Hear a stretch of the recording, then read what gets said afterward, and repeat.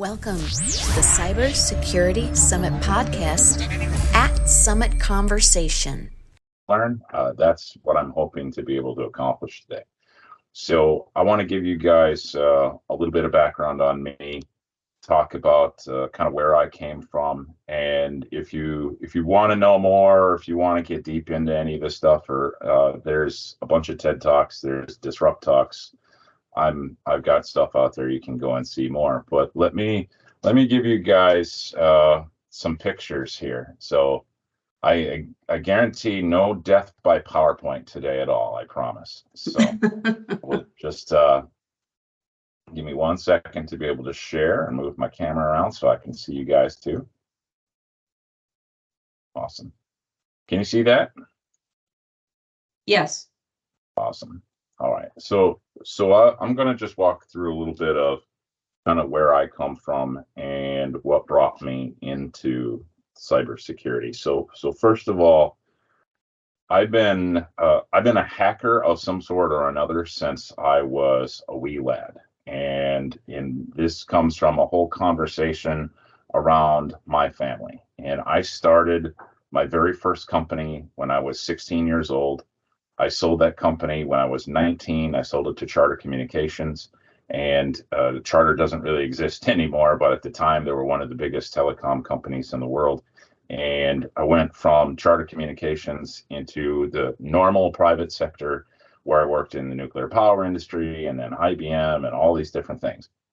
And when I tell that story and I'm, up on stage telling everybody here's what, everybody's like, oh my God, he started a company when he was 16. Wow. And there's a whole story behind that. And the story is that my father was an alcoholic. My mother was addicted to drugs. I'm the eldest of 5 kids. I've got 2 younger brothers and 2 younger sisters. And frankly, we like to eat. And food is a good thing. And starting a company was a way to be able to actually break a cycle. It made it so that ultimately all 5 of us were able to get out of poverty. All 5 of us have been able to lead decent lives. I still eat too many cookies, definitely, but no alcohol, no drugs, etc. Right? We've been able to break the cycle that happened years and years and years and years. And that happened not because I was super smart or not because I was super anything. It happened because people of the community recognized in me and a possibility. They recognized a person who had the capability to do something more.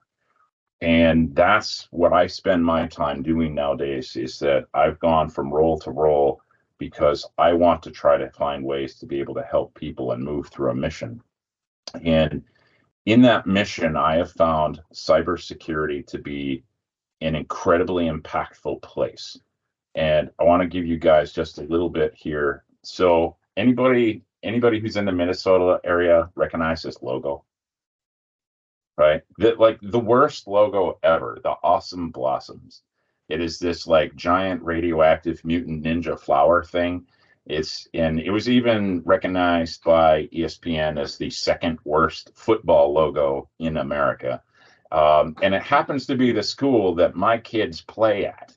My kids play high school sports at this school.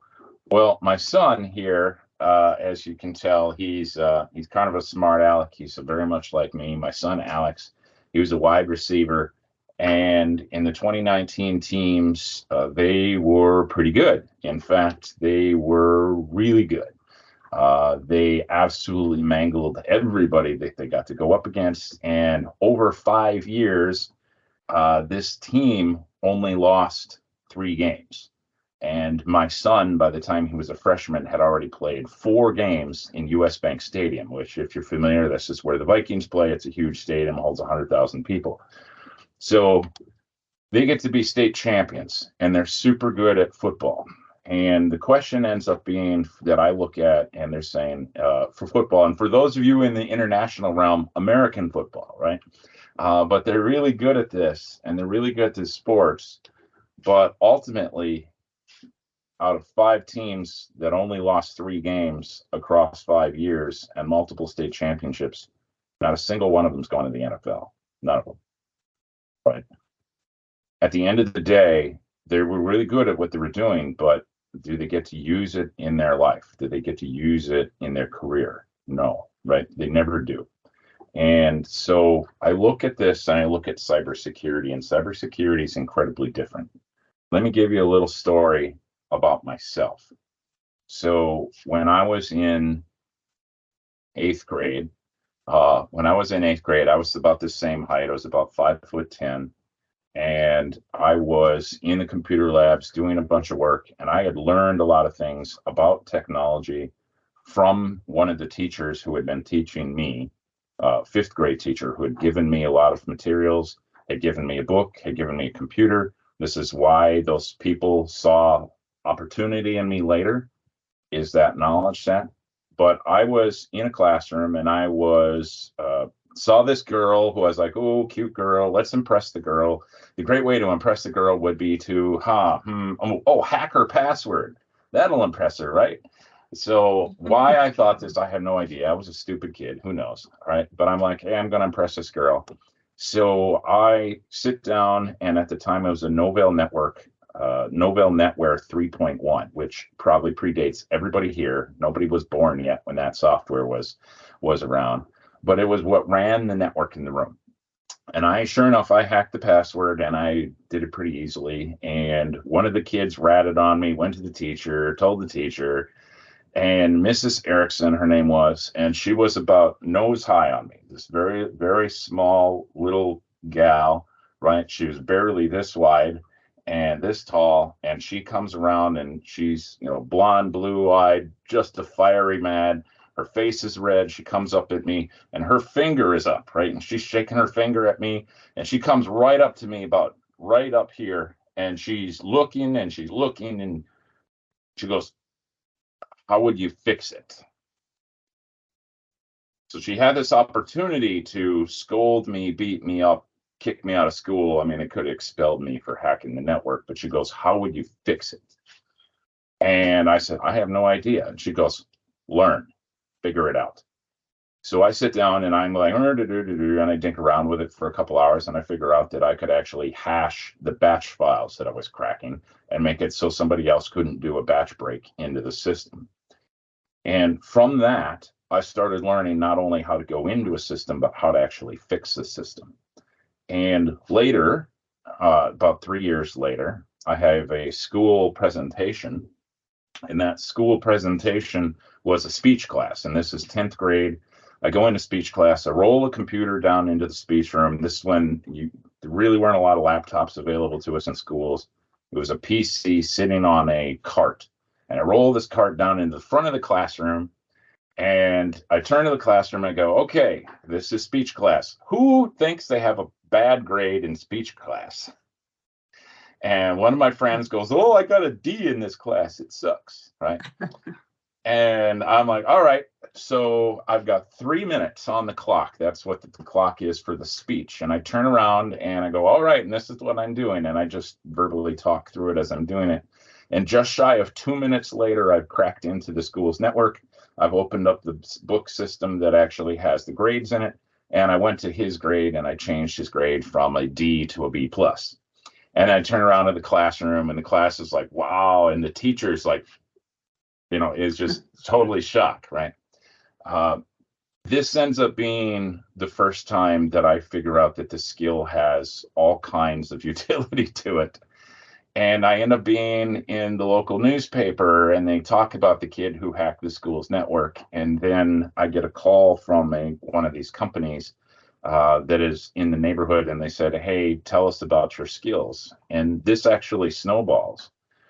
I end up again starting my company at 16. I sell it when I was 19. And the next thing I'm working in is the nuclear power industry, trying to figure out how to do security with nuclear power and learning how to hack into power networks so that we could close the gaps. So I was not quite a white hat in this sense, not quite a black hat, definitely not a black hat because I was paid to be there. But my job was to use all kinds of different means to break into this world. Now, this is where I come back to that conversation about these kids who never got to go to the NFL. Well, the reality is today, if you're interning in cybersecurity, if you're taking part in this, you're playing. The reality is everybody in this field today has the ability to go to the NFL of cybersecurity, right? You can be working in the power industry, you can be working in agriculture, you can be working in aerospace, you can be working in drone management. I mean, every single aspect today of our world needs the cybersecurity. And a kid like me who had no real advantages growing up was able to excel into this world, and this was me, right? So I was 8-ish at the time. You can tell I'm barely right halfway up the door. Well, this is the only photo I have me from under the age of 16, and this photo, I was the poor dirty kid who was the son of the family that was kind of the town drunk. And because I was able to enable the technology, because I was able to learn, because people took interest in me as a person to go and learn more, I was able to get into this field. And from this field, I was able to find that everybody has problems in the cybersecurity world. And there's just this amazing capability out there. And from here, I went forward, and ultimately I become an executive officer in a real company. So I went through a couple of organizations as I worked through things, Mayo Clinic and IBM, and et cetera. But with Mayo Clinic, I was the youngest CIO in the history of Mayo Clinic. I was 28, and I was a regional CIO over $4.5 billion worth of companies within the Mayo Clinic enterprise. Later become an IMO and a CEO and a CTO. And I don't know if this joke handles internationally, but I was basically every EIEIO you could ever be. So chief EIEIO. And in fact, there was a day where one of the programmers was prompted by my wife and daughter. My daughter was maybe 6, 7 at the time, but she had put together a piece of paper that said Chief EIEIO. They came and they put it on my door to my office. When the programmers thought this was amazing, he went home, he took a piece of wood and routed out, a wood router, not a network router, took a wood router, routed out a big sign and came and glued it to my door and said Chief EIEIO on it. It was just my very favorite title. But it enabled me to understand risk. It enabled me to understand the challenges of the environment. It enabled me to understand all of these different aspects within technology that enabled the business. And from there, I've kind of continued my growth path. And there's this aspect where we as people in this environment, right, we secure today in ways that most folks have no idea, right? The things that you guys are doing. So tell me a little bit of your internships. So as you guys are interning, this is where I'm gonna start asking you guys questions. Tell me what you're learning in your internships, and I'd love to kind of talk about how I've seen that applied. So give me some feedback. What are you guys learning through this process?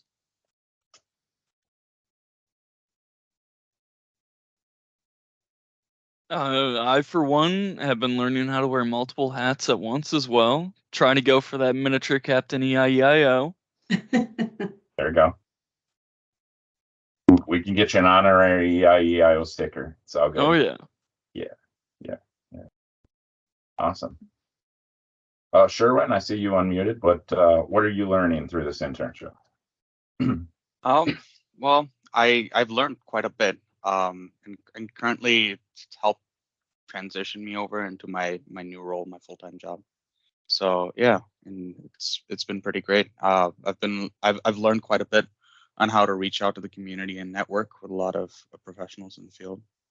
Yeah, and really expound on connecting with folks over LinkedIn, both virtually and in person. So the summit has given me quite a few opportunities in that regard. Awesome. Pradeva. I think I've been learning so far, and I think it's the most amazing part of this internship is to learn about people and how they got into cybersecurity. I think that was very important because right now I'm in the position where I want to learn as much as I can about cybersecurity, and I want to get into it and start working within this field. And people's stories and how they got into it is very inspirational. So I think that's amazing, and that's very important. And as well, and what Sherman mentioned is, just learning how to reach out to people. Networking is also important. Yeah. Awesome. Mamet? Can you hear me? Yes. Yeah. Okay. So, first of all, thank you for the presentation. And my background is different than the others. I studied international relations, and I am more focused on the international cyber warfare law and international cyber crime law. So this summit gave me the opportunity to connect with the people who are working in the cybersecurity part, not as the one that I am trying to follow as a future career, as the one who is trying to maintain the software. I might say something wrong because I'm not into that area, into the actual part of coding and others, and to be able to connect with these people makes me understand the other part of the cybersecurity as well. And yeah, that was the best thing for me, yeah, for this summit and internship. Awesome. Abigail? This internship has really helped me to meet some people and see different approaches that they have and specialties they have in cyber, and just how diverse the field actually is. You talk to somebody who has no familiarity with cyber and they think that's already like super specialized, but then you talk to people who are in the field and they're like, oh yeah, I'm doing penetration testing, and then somebody else is doing all the laws, all the like there's various different. And then even with penetration testing, there's the blue teaming who's trying to defend against that. And there's just so many different specialties, and it's helping me to really try to hone in on where I might want to specialize in and get really good. Awesome. Awesome. Joseph? Yeah, what I'm taking from this is the cybersecurity world is so big in that with the speakers we've had, everyone's kind of like found their niche into the certain part of the security that they found either fun, or for you, you made it a lifestyle. So, and then the networking within this the summit has just been outstanding. Meeting with new people, having an opportunity to speak with professionals like yourself. So it's just been a great opportunity. Awesome. So let me throw in a theme I heard. Well, first, did I miss anybody? I only see so many names here. Nope, you've got everyone, Shawn. Awesome. So let me throw a theme to you guys, and here's one that's easy to take away. Technology is easy, people and process are hard. And this is the thing that happens over and over and over and over, right? Technology is easy, people and process are hard. And let me give you guys a few projects that I've worked on over the last few years. So I've gone from all these executive roles since I was 16. The more unique role that I played here over the last few years was as a cabinet member to Governor Burgum in North Dakota. And as a cabinet member, you get a huge amount of perceived power, but there's very little real power, right? There's this perception of power because everybody looks at you and says, oh, you're in this amazing role, and they suck up to you a lot. But the reality is that you don't actually have a lot of capability to make change because there's all of these layers of people that get to kind of hold their own fiefdoms. And I knew some of that coming in. I learned a lot more about it as I went in, but I knew some of that coming in because I had that similar problem at Mayo Clinic and understanding. Because anywhere you hit a large organization, you find power becomes more and more decentralized in the organization. It becomes harder and harder to make real, substantive, actual change. Now, when I came into the state of North Dakota, knowing this and understanding this, I'm a cyber guy, right? I'm a technical guy. I'll tell you, I tell people I'm not technical, but I just realized that this week I changed the SPF settings and the DKIP settings on my own personal email servers. And one of my friends was like, wait a minute, you know how to do that? I'm like, yeah, I just did that here. It's my servers. And he's like, you have your own email servers? I'm like, yeah, I've done that for years, you know. So I guess maybe I'm a little more technical than I thought I was some days, but I'm an executive nerd. I don't count myself as a technical nerd. When we go into an environment and you're wanting to make change and you're a cybersecurity person, I will tell you one of the things that you will smash into, whether you're very technical or very executive, either way, you're going to run into people problems on a constant basis, right? And that people problem is this aspect of ownership and this aspect of belief in what they know and what in the world would be called change management, right? And there's all kinds of models out there that help with change management.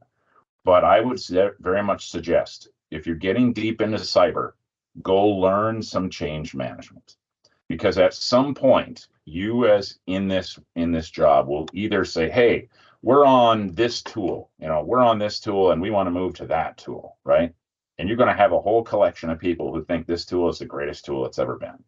And you'll also find that if you're familiar with the personalities in cybersecurity tend to be really strong and maybe stronger than a lot of other areas in technology. There is a lot of type A people. Eileen's laughing. She gets it. They're very, very similar to police officers. When you go into a state that has lots and lots of like small sheriff's offices, like North Dakota, South Dakota, Wyoming, Idaho. I've worked with these guys. Minnesota does too, actually. Minnesota's got a couple bigger ones, but lots and lots of small offices. That mentality of this is my fiefdom and the big, locking down is super high in the police office area in law enforcement. And it looks really, really similar in the cybersecurity realm. Very, very tied to their tools, very tied to their methods. They believe they're right, period, right? Happens all the time. And sometimes data can convince people, a lot of times it doesn't. You have to understand how to engage those folks. Again, technology is easy. Hey, we want to move from Tanium to Cortex. That's easy. But the conversation with the team about moving, that is immensely hard. And that's one of the things I would really recommend you guys think through. And let me give you a couple of examples. Coming into my job, I was told by the governor, he says, I want you to be a disruptor. He says, you are here to be a transformation agent. And that's been my job since I was forever, right? My job is to come in and help break the current way of thinking, break it on purpose, and help people realize there's a better way. Hopefully with as few tears as possible, but there's always tears, but you try to get as few tears as you can. And he told me flat out, he's like, I want you to get these people out of their comfort zone. I want you to pull government out of its mire and piss them off. I mean, he's point blank. He's like, make them mad, get them excited, force them to do new things. And this was my mandate directly from my boss. Now, I didn't know exactly what I was in for, and I don't think he entirely understood what he was telling me. He knew the idea, but not the function of it and what it would lead to. But so give you an example. So we sat back and we said, what are some of the things that would be the most impactful things that really, really need to be done? So let me ask you guys, name me a job today that doesn't use computers. Anywhere.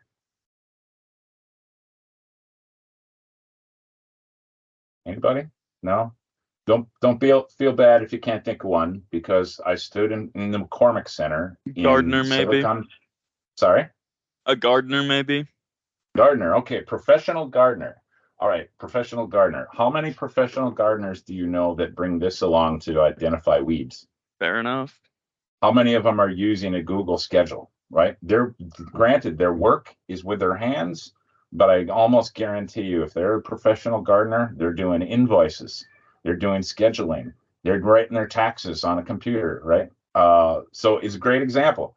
Like, people ask these things, and I will tell you. So I was in Silicon Valley. I was at the McCormick Center. If you've ever been there, it's this humongous building. It's where they hold RSA every year. And I'm in a room that was about 7,000 people. And one person comes up with an idea and he goes, professional golfer. I'm like, oh crap, I don't golf. And it took me, I wasn't even there for a flat second. And the whole crowd's like, what are you talking about, man? I got an app that measures my backswing. And then somebody else yells, I got a laser on my club, right?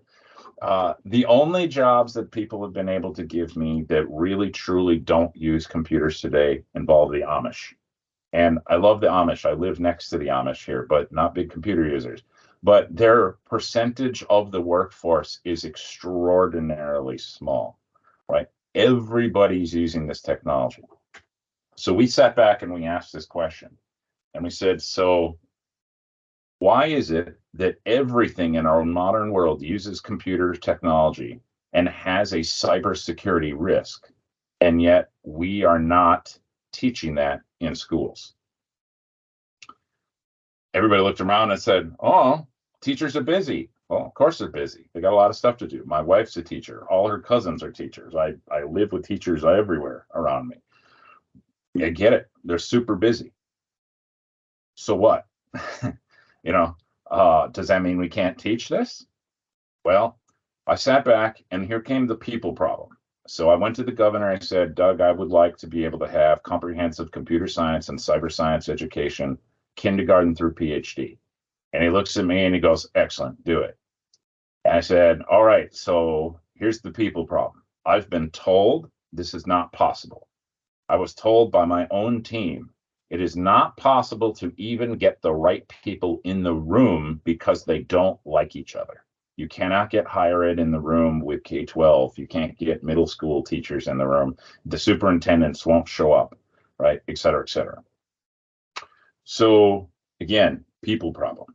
So we went back and we started having conversations, and we met with the chancellors, we met with the presidents of the university systems, we met with the Department of Education leaders, we brought a couple superintendents, and about 60 days later, we were able to get a room of 40 different individuals that represented all of education across the entire state. And we sat in front of that room and I showed them pictures of children.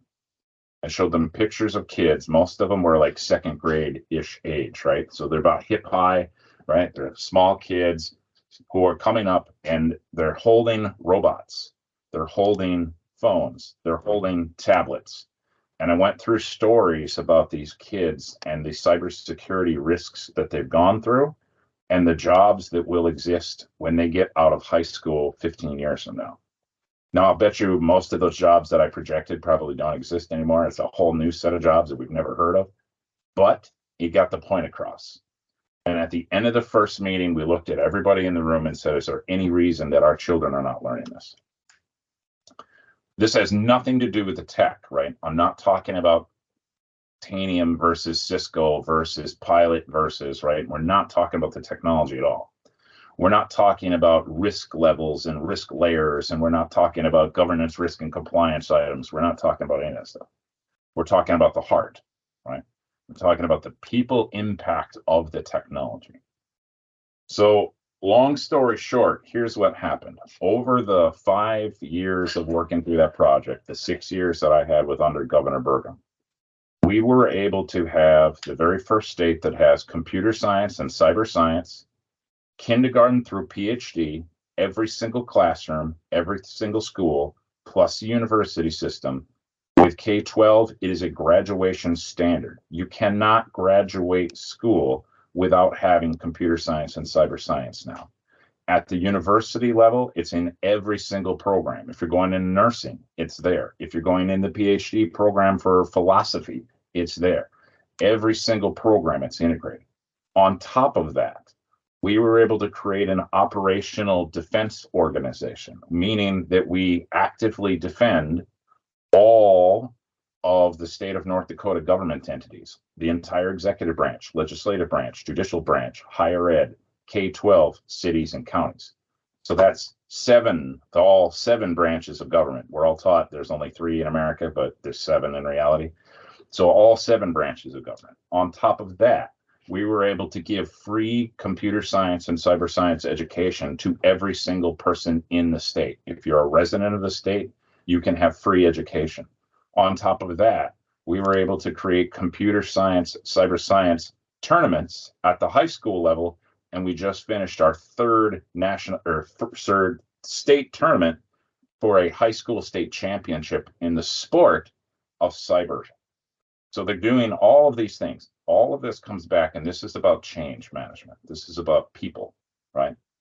None of this was talking about the technology. This is about talking to people about how you can help them change and help them move from one system to the next system to help bring them along with a heart-driven approach. And my favorite one now, Eileen will get a smile out of this, hopefully. My favorite one is that we just now launched the JC SOC. The JC SOC's actually been going for about 3 years, actually, but that is the Joint Cybersecurity Operations Center, and that JC SOC is actually now over 13 states, and state number 13 is Minnesota. So Minnesota now has finally joined the JC SOC, and with that, that means we now have a defense perimeter that covers almost 70 million Americans. So we went from it can't be done to win after win after win after win after win. And it's because we changed how we approached it. And it's because we came at it with a change management process. So this is something just to ask you guys to think about, regardless of where you go, right? If you're going into threat analysis, if you're going into governance, risk, and compliance, you're going to endpoint management, network operations, whatever aspect of cybersecurity you're thinking about, the technology is critical, but how you interact with people will be the difference between you being happy and successful and you banging your head against tech all day long, right? Those are 2 totally different outcomes. So something to think about in that process. So what questions can I answer for you guys? What can I tell you about? What can I help you to think about? So I have a quick question for you. Which Fire. do you prefer working in, the private or the public sector? That's a loaded question. So I've been a private sector kid my whole life, right? And I will say the private sector feels more natural to me because it is more nimble. At the same time, is the aspect of service is greater within the public sector. Now, it depends on the organizations, right? But most of the time, the private sector can be faster moving, can get things done quicker, can engage faster. But oftentimes the motivation is, hey, what have we done with our stock price? On the public side, you'll bang your head against the wall a lot. You might even have a sign in your office that says "bang head here," and I did for a little while. But you will ultimately be able to say, look, I helped the children. I helped disabled veterans. I helped people who are in prisons stay out of prisons, right? So it is definitely 2 very different aspects. And I have to ask, Eileen, did you hear that Minnesota is now the 13th state in the JC SOC? So Minnesota has finally joined, just signed it this last week. I saw your video drop, Thank so I wasn't goodness. sure if you caught that. Yeah. So now No, 70 goodness. million Americans in the JC SOC, and Minnesota finally joined. So That's awesome. Shawn, the difference between working for going to work for the state or the government versus private industry, I've talked to a lot of people that suggest starting out working for the state, it's a great training ground. It's fabulous benefits, and then you can, you in this day and age, you can pretty much jump anywhere into industry, but it's maybe an easier path into cyber. What's your thoughts on that? I would agree with that. I think as far as the path goes, to be honest, today, there are so many open jobs in so many areas and so many sectors.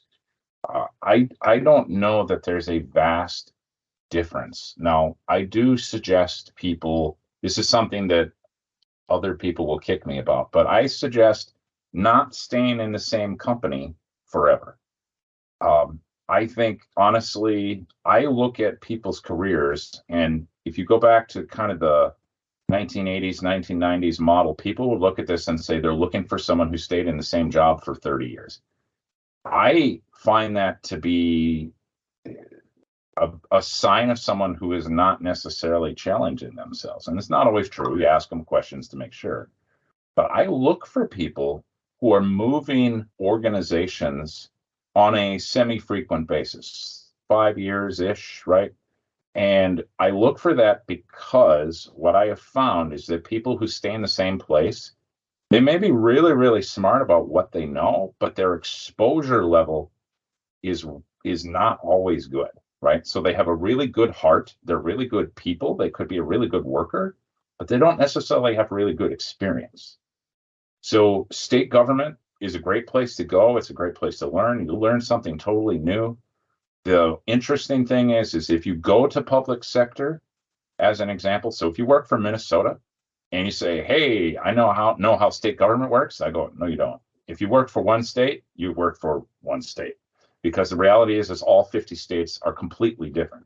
Same thing in the EU. So if you're coming from the European side, I've worked with Germany and France and England in this stuff. I've worked with the Five Eyes countries. That was the only state CIO that sat on the NATO cyber warfare organization. And so I'm familiar with a lot of those things in Europe. And it's the same way, right? Is the governments are different and they do things differently. So even if you're going from public sector to public sector, so maybe you're going from the city of Minneapolis to the city of St. Paul to the state of Minnesota, you will find a lot of differences in your exposure and your skill sets there. So I agree with Eileen. I just a little twist to it is I think people should get exposure to multiple places if you want to constantly grow.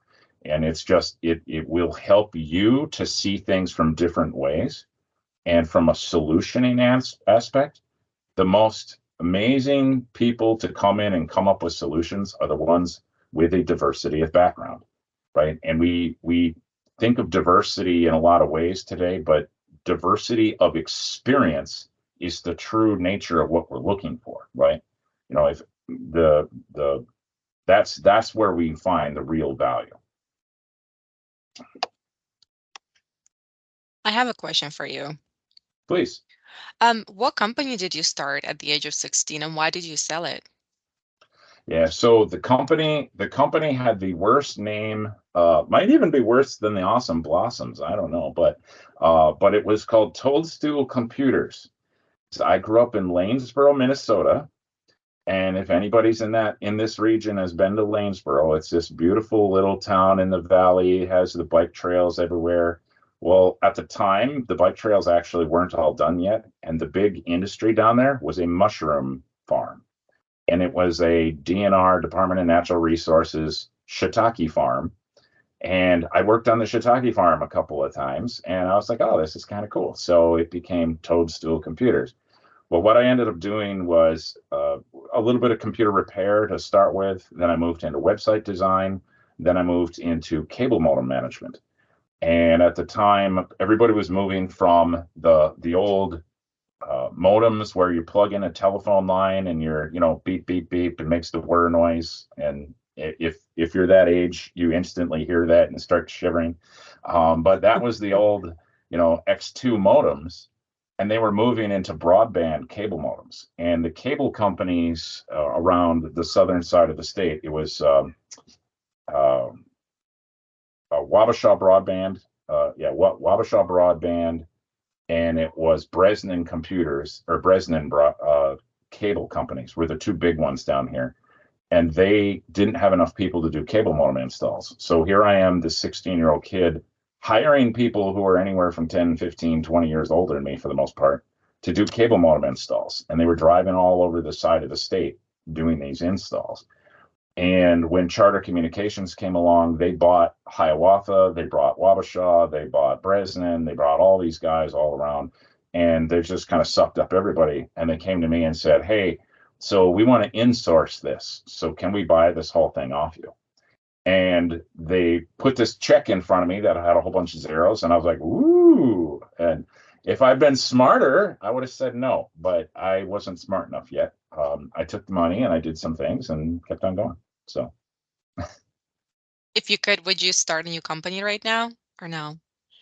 well, so I'm kind of weird. I actually, when I turned 19 and I'd sold that company, that's actually the only company I've ever sold. In fact, I've always owned a collection of other companies, even when I worked for Mayo and the governor. I still legally own 17 companies today. I have different organizations. What I do is called a venture studio. And a venture studio, what we do is we help companies come up with their idea, and we help them get that idea into a product, and then take that product into a revenue stream, and from a revenue stream into an actual enterprise organization. So I don't run any of them except for one, which is called BizBlocks today. BizBlocks is my rebranded company that I've had since 2004.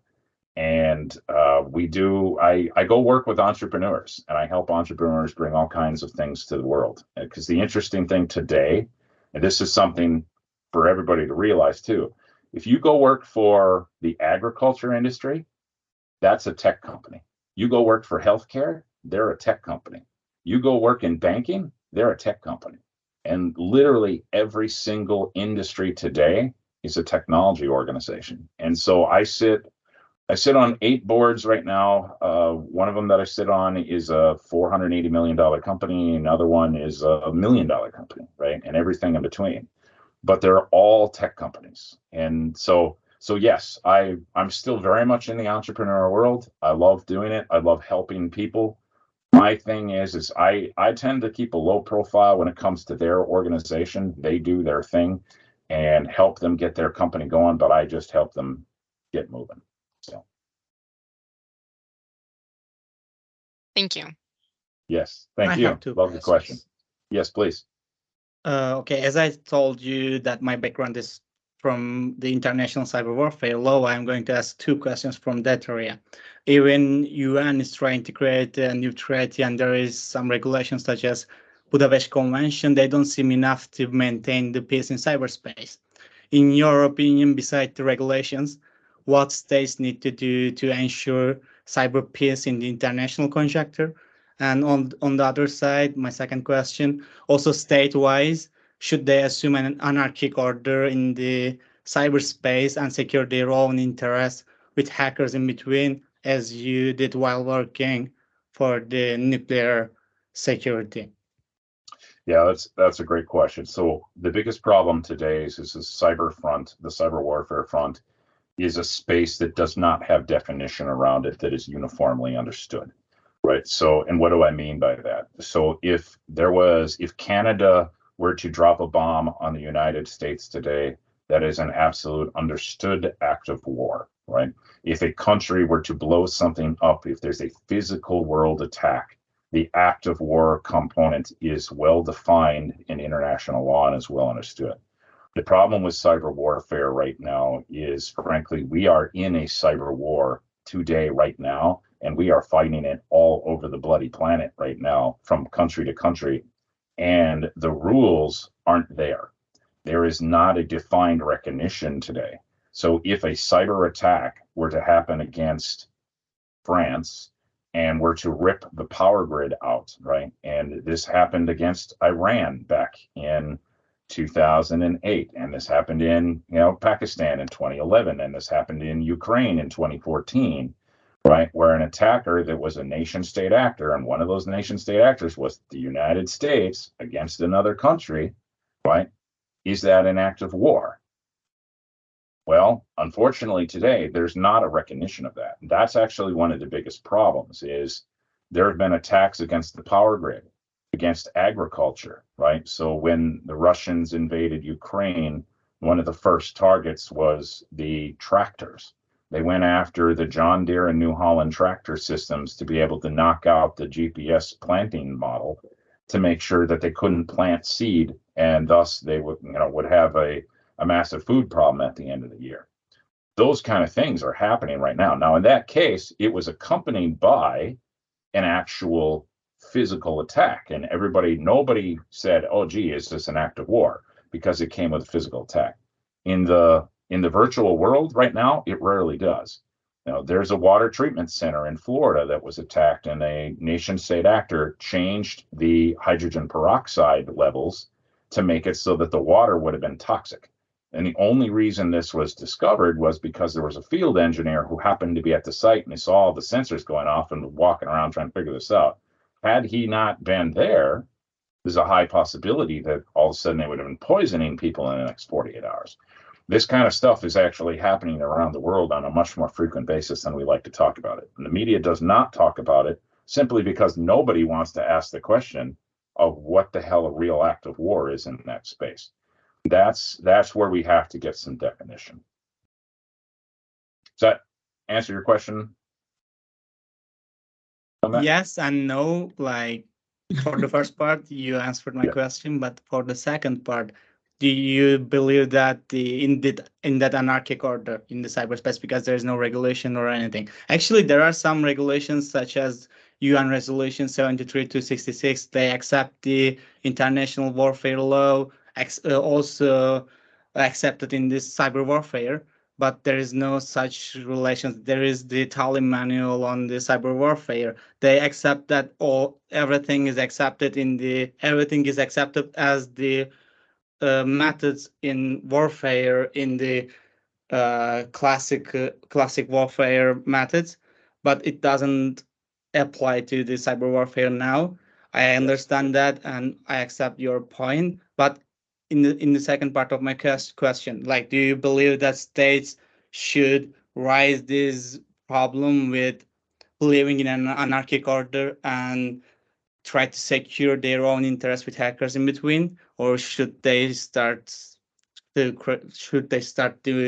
negotiate a better understanding in this area? So my preference is always going to be a negotiation over open warfare. That would be my preference. At the same time, there is some truth to some of the old Roman thought around this of, if you want peace, prepare for war. There is some reality to that in the real world. Now, my preference, again, negotiate treaties. That would absolutely be the best way. The problem ends up being, and I've seen this personally, is when attackers go on offense, sometimes they're a scalpel, sometimes they're more like a chainsaw. So there's the whole aspect of having offensive attackers in your environment, and you actually go against these other nations as a deterrence, that escalates so fast and so hard and so out of control, especially in the world of the physical kinetic world. In the kinetic world, when you've got a kinetic army, they know what the damage rate is on a 500-pound bomb. The problem is, and we've seen this over and over again, right, is that people have released a ransomware thinking that it was going to target one thing, and it just blew up and it hit a whole bunch of other things. So we've got this problem where we actually don't know the size of the weapon. And so from an offensive standpoint, I would love to be able to curb that, but I do think people have to be ready for offense, because there's no better deterrent in today's world. And that's maybe an older military perspective, and thankfully this is a private thing. I don't make policy, so somebody has to go figure that out. But that's my personal opinion on it. Thank you. And also, like, I'm so sorry. Is there any other questions? Well, I just wanted to say we're past the time right now, so maybe Shawn can have time for one last question, but I know people have started to drop, so. Sure. I don't know. Shawn, do you have time for one more question, or? I do. Please. Okay. And I will drop my email in here. I just dropped my email in the chat too, if you guys want to fire me an email at some point, and connect on LinkedIn, all the cool things. Happy to do that. And hopefully there- you'll get to see him tonight. Yes. Yeah, if I can figure all that out. Yeah, that would be wonderful to see you. And we have so many questions. I feel like right now it would be wonderful if you join us and we can ask all those questions. Be awesome. We're gonna corner you at the event tonight, Shawn. So it's all good. I'm used to it. Awesome. Well, appreciate your time, guys. Please keep learning. Love the fact that you're in the field right now. Everybody, we need everybody we can get worldwide. We're at 3.3 million open jobs in this field. I've got a team of mine that is going out to the Philippines in June to start a whole program in the Philippines to be able to bring people into this field. We've got another program that's going out to Norway in the end of the year that's going out there. We're trying to help this worldwide. And so this is not just a United States thing. This is a whole planet needs this help. And really, really hope that everybody can keep evolving, keep moving, keep playing. And I hope you have fun in the field. Thank you so Shawn, much. thanks for Thanks so being much such for an- joining. Yeah, and thanks thank for you. No being problem. such an inspiration too. Thank you, Shawn. Thank you All for your Thanks. time. Hope to see you All right. today. All right. Thank y'all. Thank you. Okay, bye. Thanks for joining us today at the Cybersecurity Summit podcast. See you next week. We invite you to join our Cyber Pro community on LinkedIn at Cybersecurity Summit.